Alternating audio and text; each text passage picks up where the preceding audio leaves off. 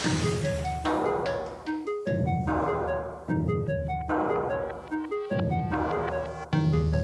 everyone, and welcome to Mintcast, an interview series featuring dissenting voices the establishment would rather silence. I'm your host, Manar Adley, founder and editor-in-chief of Mint Press News.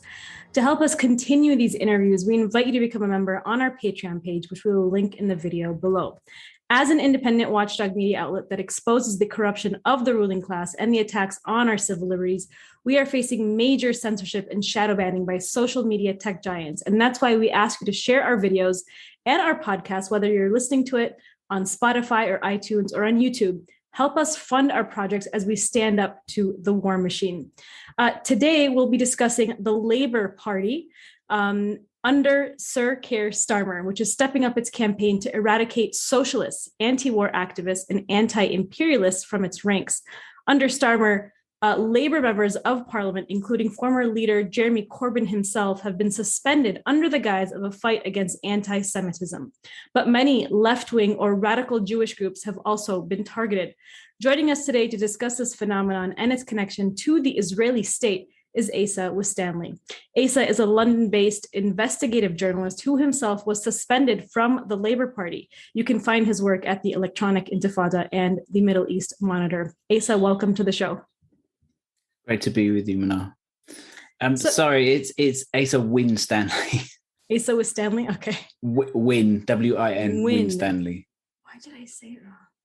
Yeah, no, it's an unusual name. Okay, let me do that part one more time, okay? Okay, 1, 2, 3. Joining us to discuss, I gotta go back 1 second. Okay. All right, 1, 2, 3. Winstanley, right? Yeah, that's it. Okay. Joining us today to discuss this phenomenon and its connection to the Israeli state is Asa Winstanley. Asa is a London-based investigative journalist who himself was suspended from the Labour Party. You can find his work at the Electronic Intifada and the Middle East Monitor. Asa, welcome to the show. Great to be with you.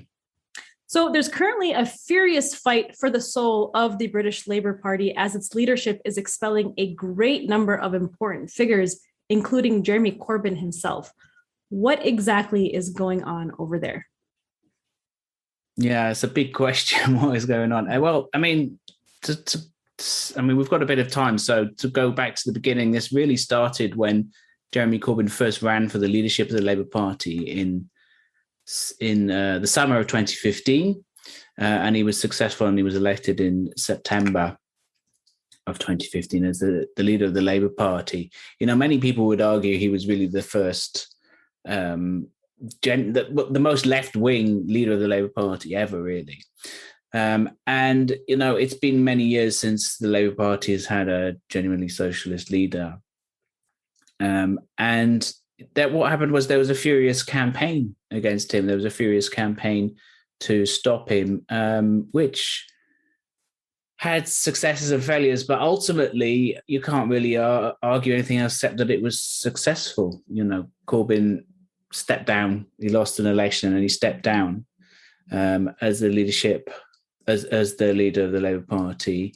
And as you mentioned, last year he was suspended as a Labour Party member by the new right-wing leader Keir Starmer, and he was suspended as a member, which meant he couldn't hold any Labour Party office, which meant that he was automatically no longer a Labour MP. But then he appealed, and there was a ruling, and he was allowed back as a member of the Labour Party. So but then what happened was that, and the current situation still is, that Keir Starmer said, all right, although you're a member of the Labour Party, you're not going to be a Labour MP. So he's not a member of the Labour group in Parliament, even though he's a Labour Party member, an ordinary member, supposedly. And he's also still an MP because he was elected not by Labour's leadership, but by, the British public, by his constituents. So Keir Starmer can't kick him out of Parliament. when he can kick him out of the Labour group in Parliament. So technically, he is an independent MP, although he's devoted his whole life to the Labour Party. So, you know, and the elephant in the room here in this discussion is the reasons why he was suspended, and then, you know, why he's been essentially purged from the Labour Party in this way. And the reason, the pretext is supposedly anti-Semitism, is because Jeremy Corbyn questions the narrative of the quote-unquote Labour Party anti-Semitism crisis in a very mild way, I might add, which in my view went nowhere near far enough and was far too timid. But nonetheless, even what he said was too much for the Labour Party leadership. So and this is what it's been all along. You know, what we've had for 6 years is really a witch hunt, and it's been a ferocious campaign against the left in the Labour Party, against the Palestine solidarity movement in the Labour Party, against Jeremy Corbyn supporters in the Labour Party, all on the pretext of supposed anti-Semitism, on alleged anti-Semitism, which almost always, you know, 99 times out of 100, at least 99 times out of 100, is just a lie and a pretext, and it is just they're using anti-Semitism as a code word by which they mean support for Palestinian rights.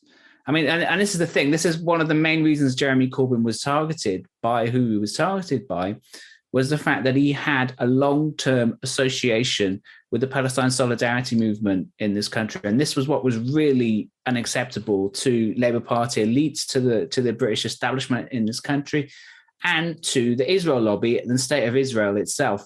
You know, and so that's a kind of overall picture of what I've been reporting on for the last 6 years.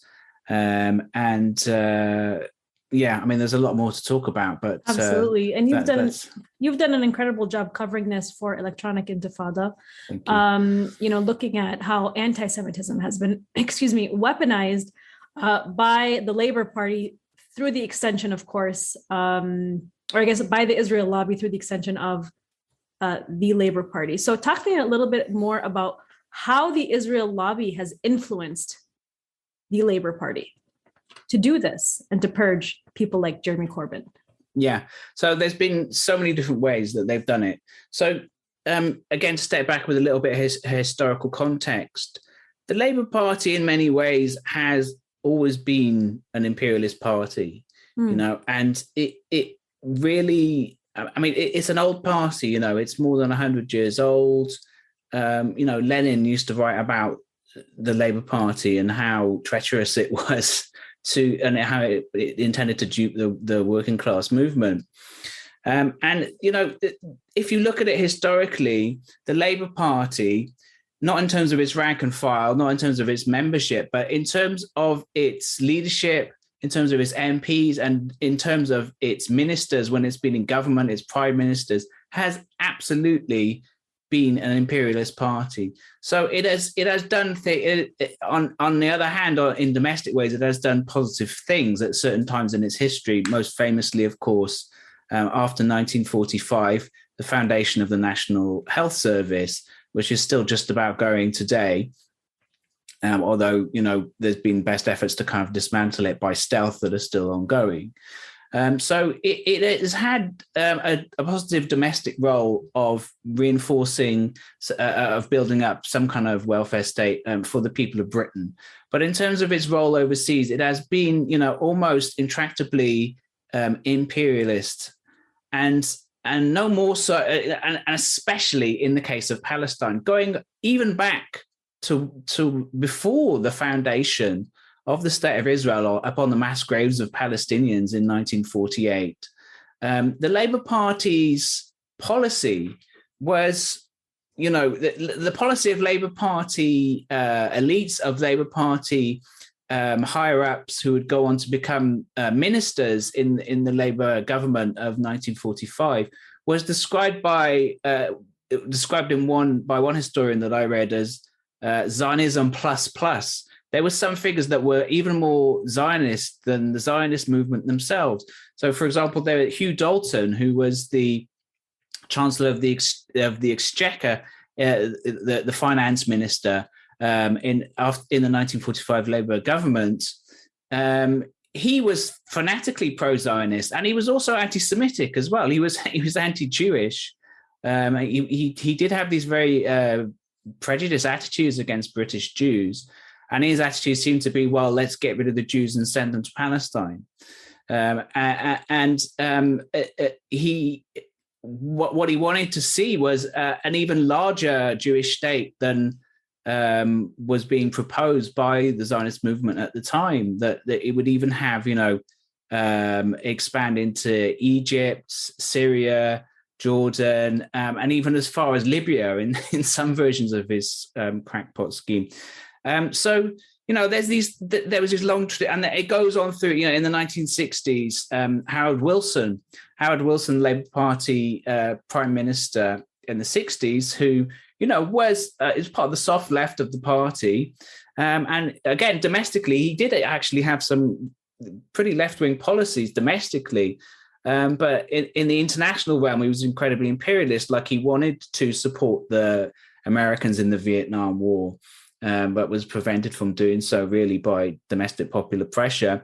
But he was incredibly pro-Israel. He was a member of Labour Friends of Israel. He wrote a whole book about Israel, about how much he loved it and so forth, and so on and so forth, all the way down through to Tony Blair. So the popularity of Israel and Zionism in the Labour Party really ebbed over the years. It really began to wane. But in the mid-90s, with the rise of Tony Blair and the whole neoliberal reformation of the Labour Party under so-called New Labour, and the Tony Blair government starting in 1997, the Labour Party became what the Labour Friends of Israel boasted was, quote, a safe home for Zionism. Actually, I'm paraphrasing there. I don't believe that's the exact quote, but something along those lines. They were boasting about how it was a given that Blair would come to Labour Friends of Israel meetings and so forth. So all this is to say that with Jeremy Corbyn, with the election, by the popular will of Labour Party members in 2015, of Jeremy Corbyn as leader, there was a decisive break in history. And Palestine became really the emblematic issue, because Corbyn represented the prospect for change, that there would be a sharp reversal of the new Labour years, that they would reverse the stealth privatisation of the NHS, that they would begin to start talking about popular policies like nationalisation of the train, renationalisations of the trains to reverse the damage that was done by Margaret Thatcher and all these industries and so forth. And what was genuinely new with Corbyn was that he did have anti-imperialist politics, that he had, and that he was part of the Palestine solidarity movement. And so Palestine became an issue emblematic in the Labour Party, greater even than Palestine itself. It became this really totemic issue. And this was really what inspired his enemies to attack him. And so what we saw with his enemies was really, it was a nexus of powerful interests. So really, he had the entire British establishment against him, ranging from all the political parties, including his own party, including the leaders of his own party, including the bureaucracy of his own party, including 3/4 of the MPs, at least, of his own party. The membership were with him, but the membership had, limited ability to influence things at the top. And, obviously the Tory party were against him. The Liberal Democrats were against him. The British press was overwhelmingly hostile, almost entirely hostile. There's been some quite good studies done of that by the Media Reform Coalition, which showed just how hostile the newspapers were and the press, incredibly biased against him. And the British deep state was against him as well. And they were quite relatively open about it. So the security apparatus, the permanent security apparatus that rules this country, in quite similar fashions to other countries like the US, the military intelligence nexus, the civil servants in Whitehall, the spooks of MI5 and MI6 and so forth were opposed to him. And, they made some quite open disclosures about this. That at some points there was headlines in the Times, in the Sunday Times, about how if Corbyn became prime minister, there would be, quote unquote, a mutiny in the army. And all these kind of threats, before the election of 2019, Corbyn was summoned by the leaders of MI5, by senior MI5 officers for a quote unquote facts of life discussion about, how far, just in case a disaster happened and he became prime minister, they were trying to, I suppose, we don't know exactly what was discussed, but I would suppose they were talking about the red lines that he couldn't cross. So, with all these kind of huge forces against him, right. It was actually, he, to give him his dues, he did achieve quite a lot considering what was ranged against him. And all this is quite well known and quite accepted by the British left in its defeat at the moment, in its current defeat. But what still isn't being widely accepted, or at least not openly talking about, is that part of this oppositional nexus against Corbyn, and in my view, the key part, and in my view, the vanguard, was the State of Israel, was the State of Israel's intelligence services, was the State of Israel's associated lobby, and it's basically its influence operation in Britain. So, I've come around to actually start to answer the question you actually asked, which is how did Israel influence? Well, I think it's important to understand the background so that we can understand where we are today. So how is Israel directly influencing the Labour Party?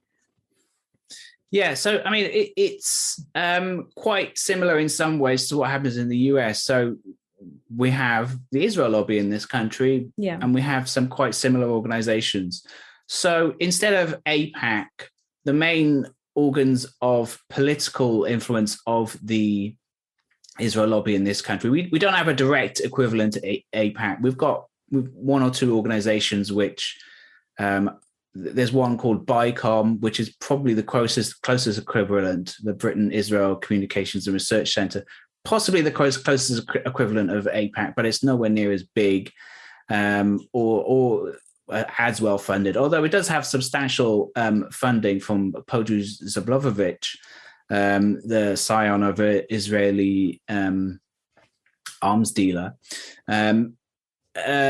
But it's not as big. But the main political influence of the Israel lobby is what are called Friends of Israel groups. So each political party has a Friends of Israel, an organization called Friends of Israel. So there's a conservative Friends of Israel, which has as members Tory MPs and lords and other political figures.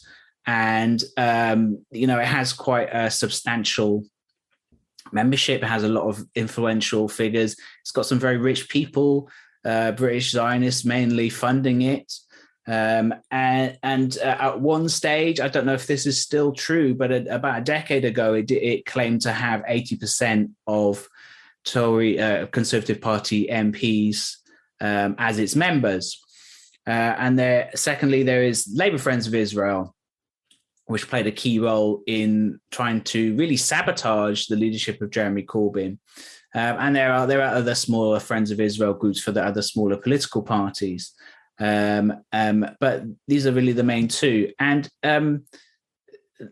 so the Israel lobby's got all this nexus of groups, of different groups. There's so many different ones, and if we think of the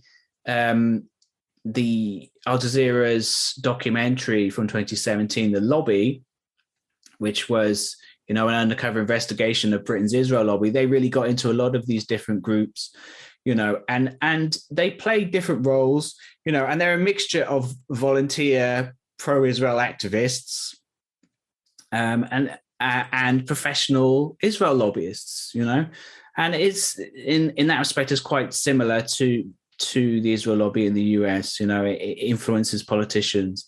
They fund politicians. They give donations to MPs, prospective leaders in the different parties.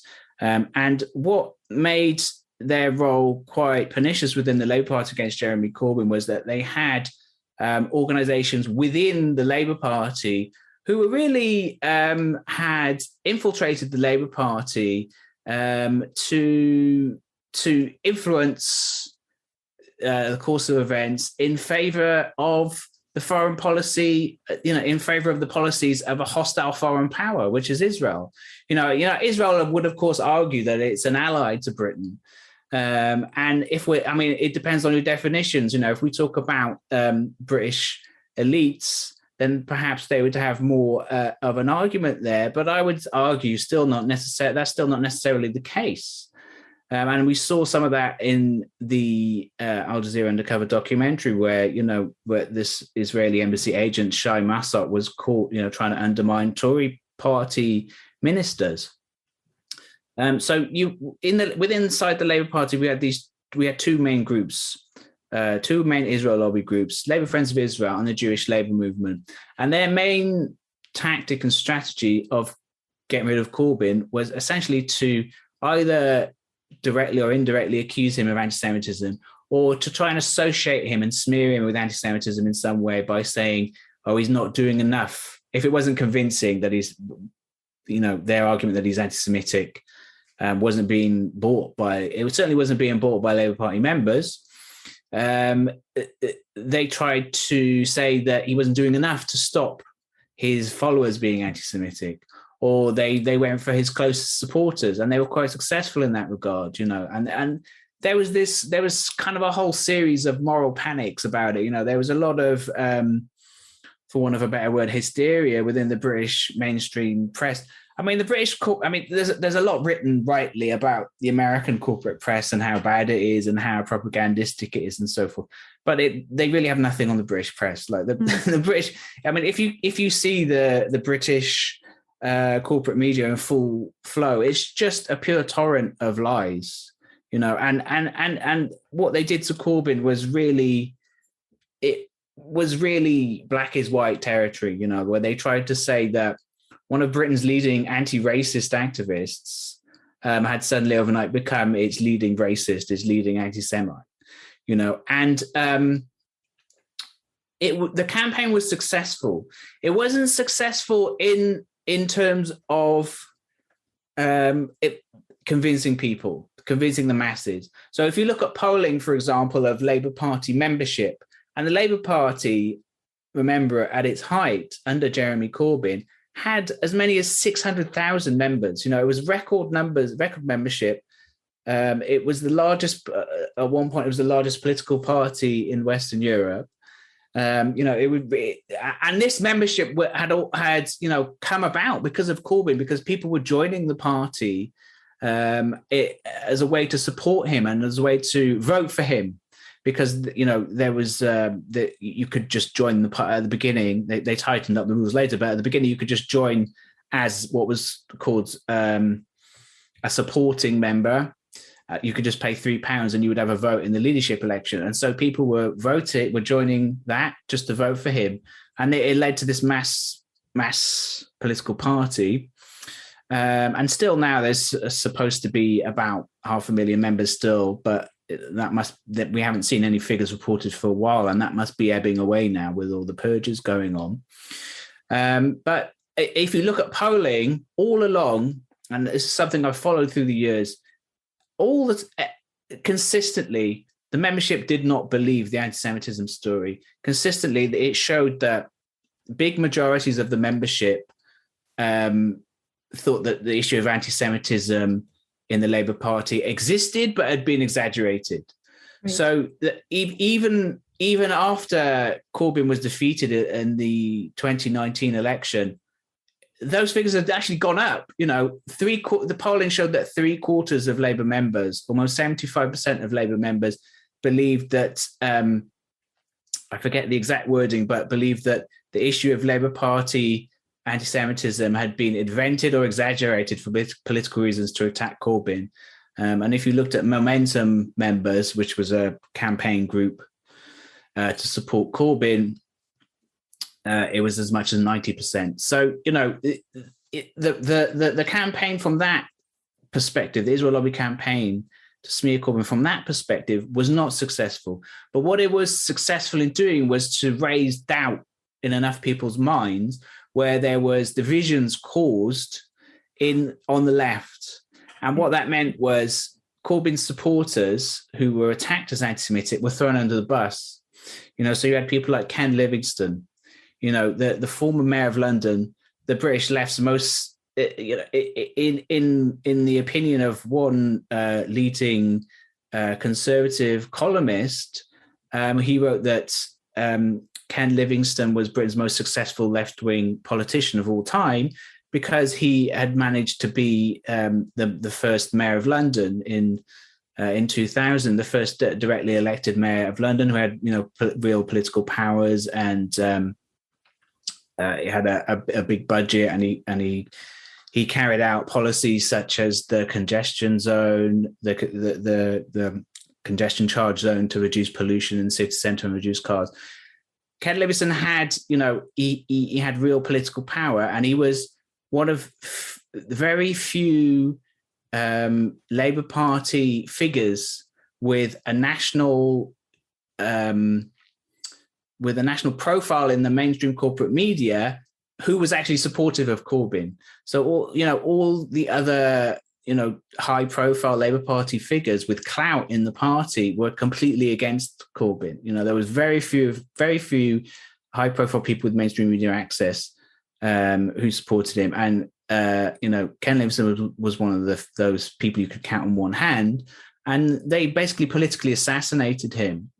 And smeared him as an anti-Semite, and it was very sad what was done to him. He was smeared, and he was then kind of thrown under the bus, really, by the people, by Corbyn. Really, I mean, you have to say it at this stage, and by the people around him.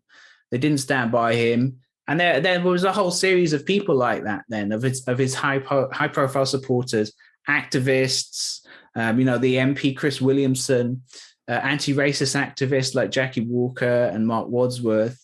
Who had positions that were either actively anti-Zionist or even just mildly critical of Israel and supportive of Corbyn. They were thrown under the bus one by one. So it led to this series of demoralization and defeat within the movement. So there was the movement behind Corbyn was the reason that he got to the position that he did. And once that was divided, really, there was nothing to stop his defeat ultimately. It's pretty incredible how the anti-Semitism card has been weaponized to target these anti-imperialist leaders. I mean, if we look at what's happening here in the United States, we've seen figures like Ilhan Omar completely, just dealt a major character assassination, which even led to her changing some of her positions in terms of supporting Israel and Palestine. I mean, she wrote this op-ed. She went from being a staunch BDS supporter, calling out the Israel lobby and so forth, to writing an op-ed calling for a two-state solution, which is obviously like a J Street, theatrical dream, right? A two-state solution would just continue to give Zionists more opportunity to steal more Palestinian land. Yeah. And so it's really interesting just to see the comparisons of what's happening here in the United States and what's happening in the UK. But it is interesting because it does show the power of the anti-war, anti-imperialist movement that Jeremy Corbyn was able to bring to the party. It was clearly successful. It was clearly, worrying to the British elite. So who are some others who have been purged? I think, you and I have talked about like Ken Loach, for example. He's a famous film director. Talk to us about his story. I think there you go. Yeah. So, I mean, that continues on nicely for what I was just saying about this series of people who were basically kicked out of the party, disciplined, suspended, expelled in different ways.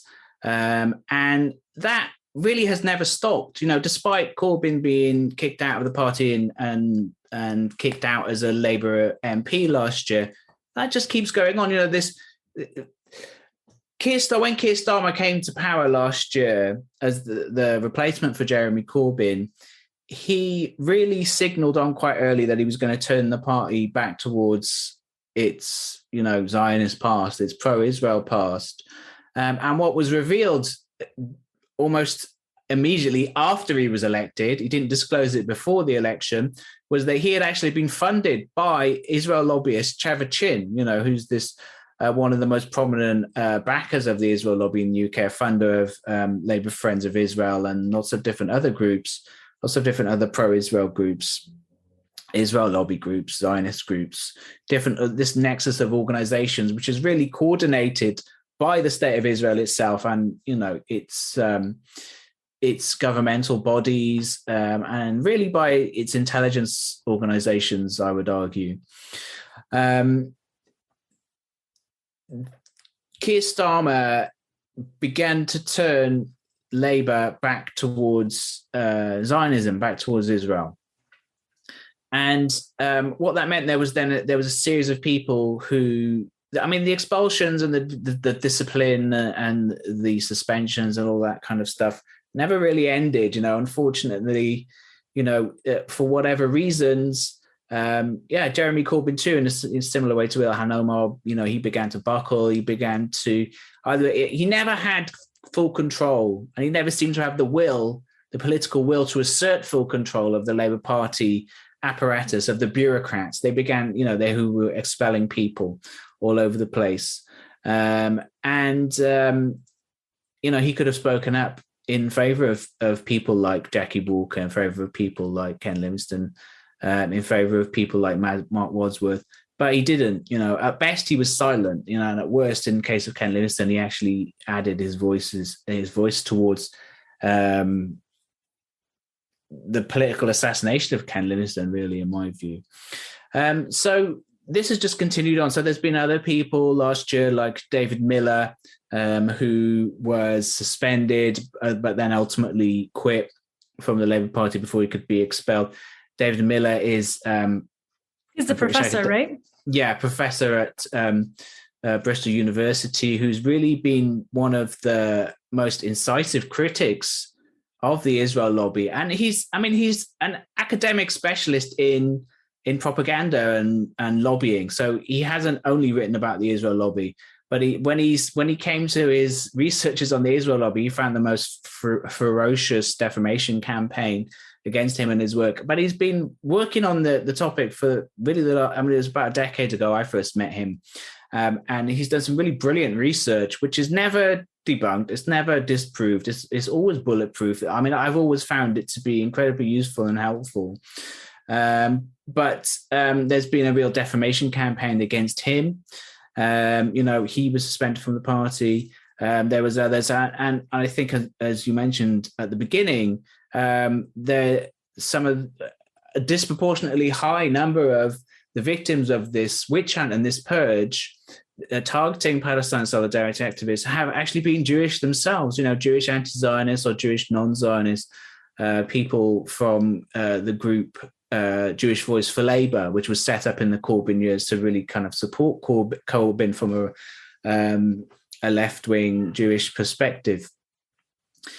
And they're being kicked out of the party now. People like Naomi Wimborne-Madrisi have been suspended. There's been threats to expel Graham Bash, who is actually the partner of Jackie Walker, who's a left-wing Jewish member of the Labour Party. He's been a member for decades, who's tried to campaign to push the Labour Party left, even in its darkest hours. And now he's been threatened to be expelled from the party on the most ridiculous, of pretexts. And yes, as you mentioned, so the most high-profile recent victim of this purge campaign has been Ken Loach, the British director who has a long history of. I think he's in his early 80s now. Ken Loach, he's done decades of work. Making some really brilliant films which have working class themes, anti-imperialist themes. He did a really good film in, I think it was 2015, called The Wind That Shakes the Barley, which was about the Irish freedom struggle, basically, when the IRA, the original IRA, rose up to liberate Ireland from British occupation, and then the subsequent civil war in Ireland over that, which led ultimately some decades later to the Troubles. Really good film. And Land and Freedom, a film about the Spanish Civil War and the struggle against fascism in Spain. More recent films like Daniel Blake, about a working class man who's suffering under the oppressions of trying to work under benefits, of trying to find work and of trying to survive despite the austerity in this country. So he's a man who uses his talent and his stature and his privilege and his career in the world's cinema scene to really advance popular causes and anti-imperialist causes, left-wing causes. And of course, one of those has always been the support for the Palestinian cause and support for the Palestinian liberation struggle. And he's been really smeared, and he has now been expelled from the Labour Party. And the reason apparently given for his quote unquote auto exclusion, as party bureaucrats put it in their jargon, was that he refused to disavow others who were said to be,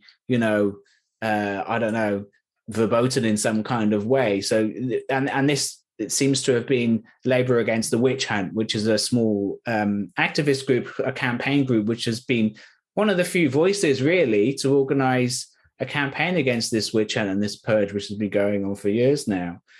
So it's really become a kind of McCarthyist thing where you have, and a lot of people have compared it to the Salem witch trials, where in order to save yourself, you had to denounce someone else. And we've seen that sadly on the left, on the so-called left in this country, especially people who've got mainstream media profiles who consider themselves leftists, who were the first to throw people like Ken Livingstone and Chris Williamson under the bus and say, well, I'm a supporter of Jeremy Corbyn, but this person's gone too far and they're anti-Semitic, in the hope that they'll be spared from this purge. And I've been saying all along, and many people have been saying all along, they'll come for you in the end. And that's what's happening now. We're seeing it now. And, to be honest, I've got very little sympathy for some of the people who are kind of seeing the light now, although they're not seeing the light really. They're not admitting that they did anything wrong. They're just sort of all of a sudden surprised that there's the threat to expel people from the Labour Party, as if this hasn't been going on for years. So, it's a really kind of a sad situation we find ourselves in. I mean, I think my opinion, unfortunately to say, is that the British left has been defeated for a generation, and it doesn't even realize it's defeated. This is the thing, like they sort of think everything's okay, that there was a setback in 2019 with Jeremy Corbyn, and that, we can come back. Well, I think we saw a similar phenomenon take place here in the United States with, the Democratic Party and the rise of Bernie Sanders. Yeah. I definitely would not compare Jeremy Corbyn to Bernie Sanders. No, but it's very similar. You're right. No, I mean, they have different politics in a lot of ways, but you're right. It's very similar dynamics going on in terms of the movement. I agree with you. Well, and not Jeremy Corbyn, but Bernie Sanders was used, I believe, to divide the left. And I think that we're seeing the results of that today, because the left today in the United States, very similar to how you described the left in the UK, it's basically been hijacked by the neoliberal establishment to support war. So I really appreciate you talking with us, because you have firsthand experience with the Labour Party. I mean, you were literally an insider. You were a member of the Labour Party. And talk to me about your experience and how you got out. Were you purged or did you leave? How I escaped the Labour Party. Well, I don't want to exaggerate my experience, because there's been people who, like I mentioned, like Graham Bash, who have genuinely been in the Labour Party despite their disagreement with the leadership. That Graham's a friend of mine. I think he's an older gentleman. I think he's in his late 60s, early 70s. I'm not sure. Sorry if you're younger than that, Graham. And he's been in the Labour Party for decades, ploughing away and trying to hope against hope to turn the Labour Party left. And he's being expelled and sort of burned as some kind of witch, and being accused indirectly of being anti-Semitic, which is disgusting when you think about, the persecution of there has been persecution of Jewish people. And the irony is now that the Labour Party is more often than not is actually persecuting left-wing pro-Palestinian Jews in the Labour Party precisely because they are left-wing pro-Palestinian Jews in the Labour Party. And it is really disgusting to see. But yes, I joined the Labour Party in 2016, really because I saw, just as a way to support Corbyn. Like I was never invested in the Labour Party. I never really had faith in the Labour Party. I knew that I would be purged at some point, but I still thought it was worth trying to resist what was being done, because at the time when I joined, there was an attempted coup taking place by Labour Party MPs against Corbyn's leadership, and they were trying to kick him out by the back door and to ignore the members' vote. And so I joined just as a way to kind of try and resist that. I mean, I was never really particularly active as a Labour Party member. I'm a journalist, I'm a writer, and that's what I do. And I was going to write about the Labour Party and I was going to write about the Labour Party purge, regardless of whether I was inside the party or not. But yeah, I joined. I went to a few party meetings. I did campaign in the 2017 election a little bit. I delivered some leaflets. I met lots of good people in the grassroots in the Labour Party, which I'd been doing anyway.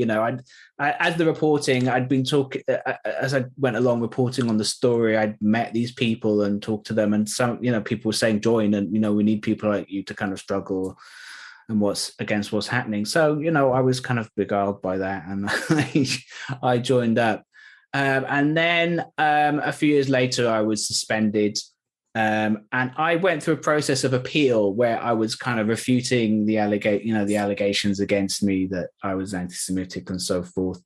I've written about it, and my colleague Ali Abonima has written about it in some detail. And people can look up all the back and forth of what was alleged, the ridiculous allegations against me and so forth. You can see all the details. And I think all of us have dealt these kind of anti-Semitic blows. Yeah. In some way, shape, or form, working within independent media, working, to push progressive policies like what you've done yourself within the Labour Party. I think it's a very common theme that we've been systemically targeted. Yeah, definitely. But to answer your question, in the end, I did jump before I could be pushed. So I did quit. I was suspended, which means you're suspended pending investigation, which could ultimately result in your expulsion.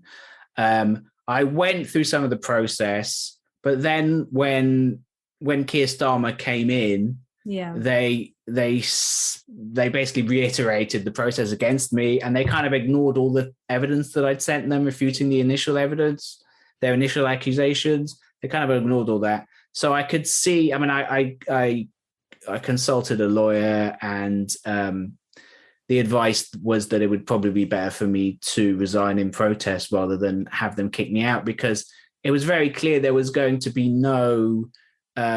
It was a foregone conclusion. They decided on a course of action, which was to get rid of me, to make an example of me, as they'd done with lots of other people, and that I was not going to receive any kind of fair hearing, and that the party was really institutionally anti-Palestinian. That I was just about to say that it's institutionally anti-Palestinians at this point.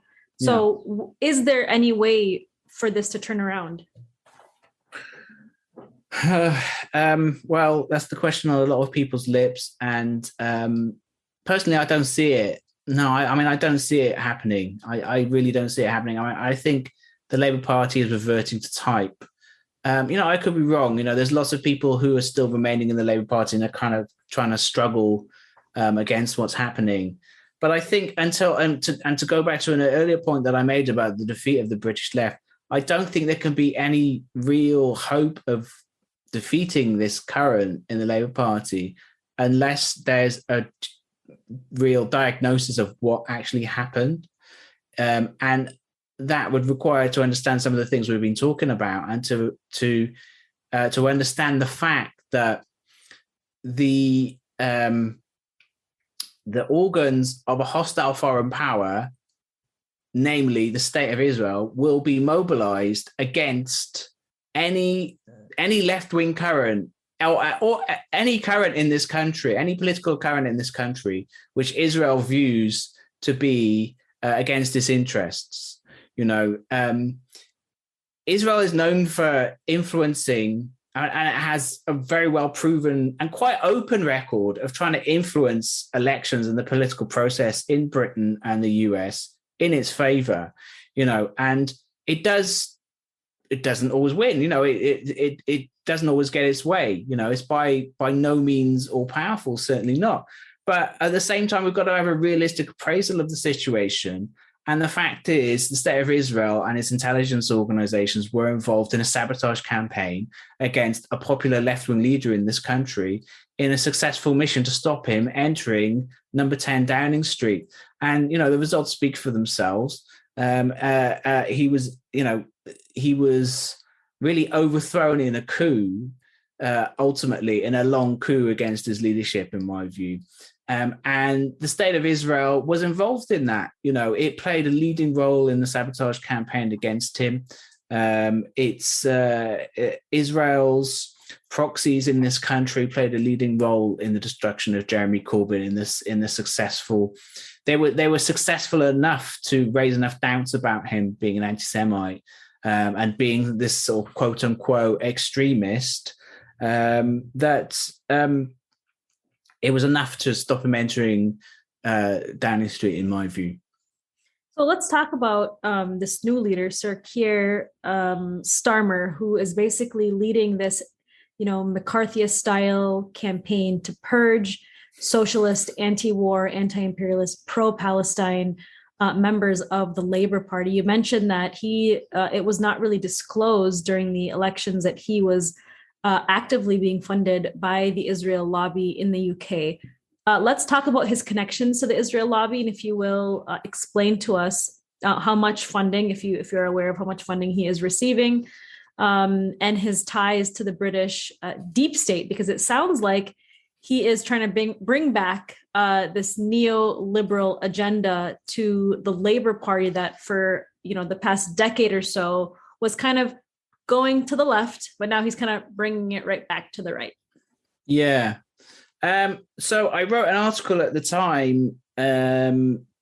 Perhaps, you could flash it up on the screen in post-production about which detailed the exact funding. I forget the exact figure now. I believe it was around £30,000, something like that. But it's there in my article from the time.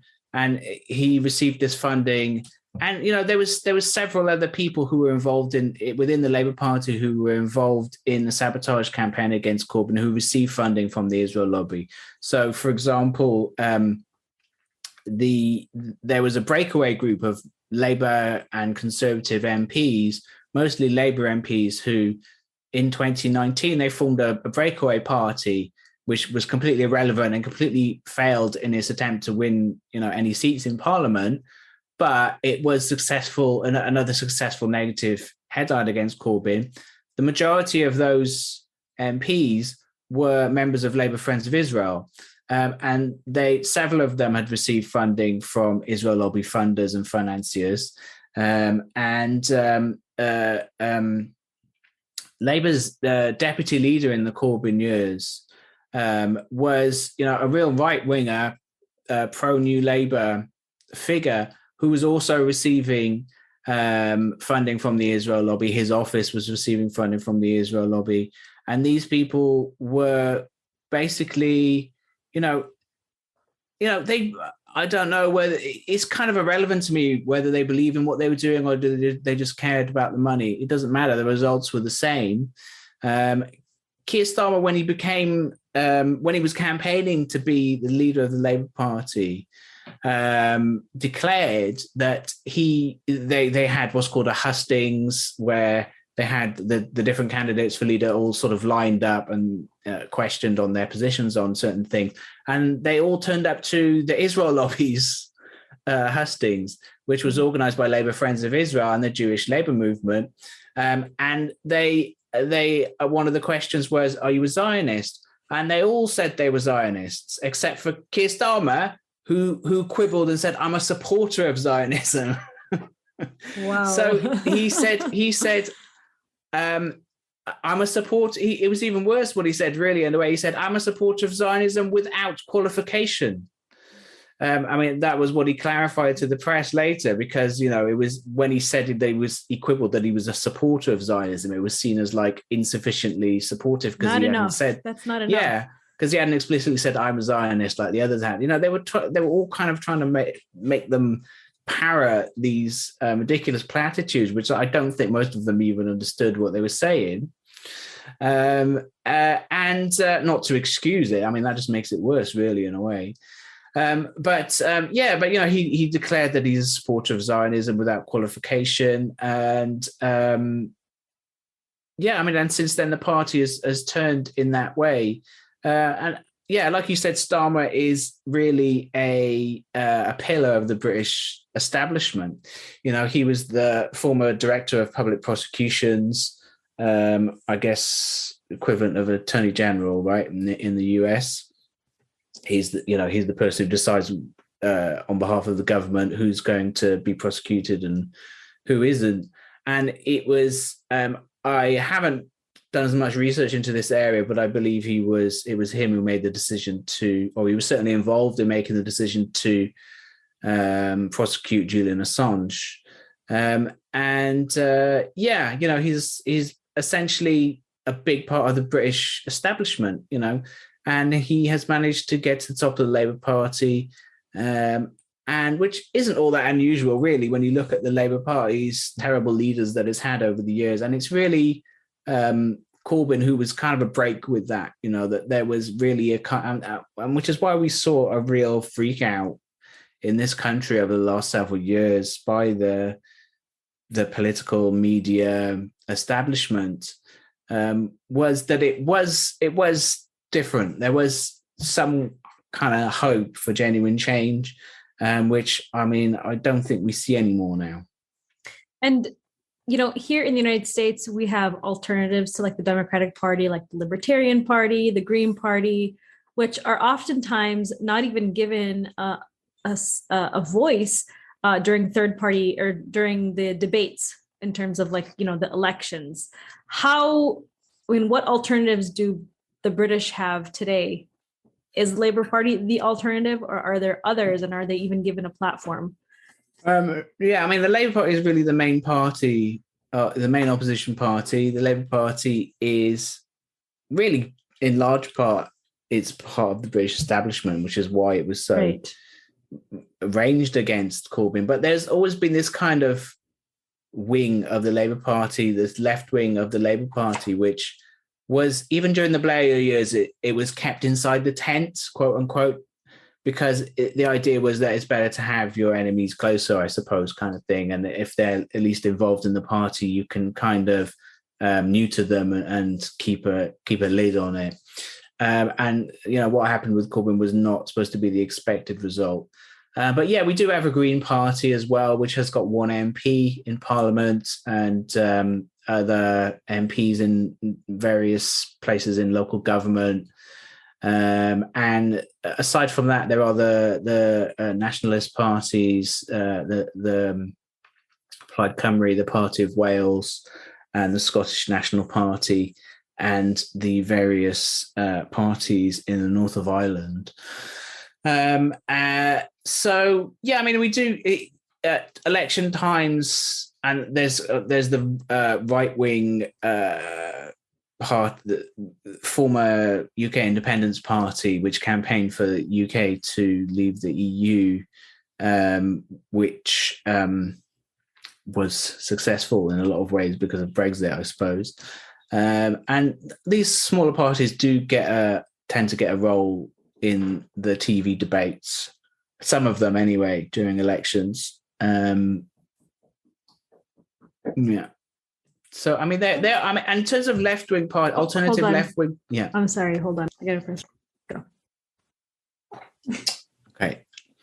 Yeah. So, in terms of smaller left-wing parties, there are lots of them. The British left is sort of notoriously fractious, which again was one of the big changes from the Corbyn years, where the entire British left seemed to unite on this one issue of trying to get Corbyn elected as the Labour Party leader, because they thought it'd be worth a shot and it'd be something, new and different. But the British left has kind of reverted to type now and is kind of all divided against itself once again. There are some efforts to set up alternative parties, but none of them really have made any kind of reached any kind of tipping point or critical mass or anything like enough unity that there could be a genuine alternative there. Again, I could be wrong, but I just don't see it happening at the moment. The issues that led to the rise of Corbyn and the mass movement that was behind him are all still there. People don't want the NHS to be privatised. People are concerned about climate change. People don't want to have endless foreign wars. People don't want there to be unlimited support for Israel. There's all these popular issues which are not being served by the main two political parties. So, I mean, I think until they are, there will be some kind of, you can never rule out, although I'm very pessimistic right now, but you can never rule out that there'll be a new movement for something, a new powerful political movement that could bring some kind of change.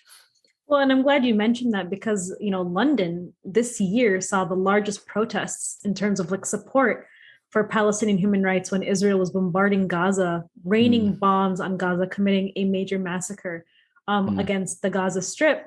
And so clearly, the England represents a huge swath of support for Palestinian human rights. And so the fact that this McCarthyist style campaign has been taking place against these pro-Palestine, MPs and members like yourself and Ken Loach and Jeremy Corbyn and others is just to show that the pro-Palestinian movement is working. It is working and it is successful and it is so strong. Otherwise, they wouldn't be taking such a staunchly, McCarthyist stance against these activists. Yeah, and I think as well, something that is quite relatively new that we've started to see, especially in the last year or so, with the Black Lives Matter movement and with popular reassessment, especially by young people in this country, of the role of the British Empire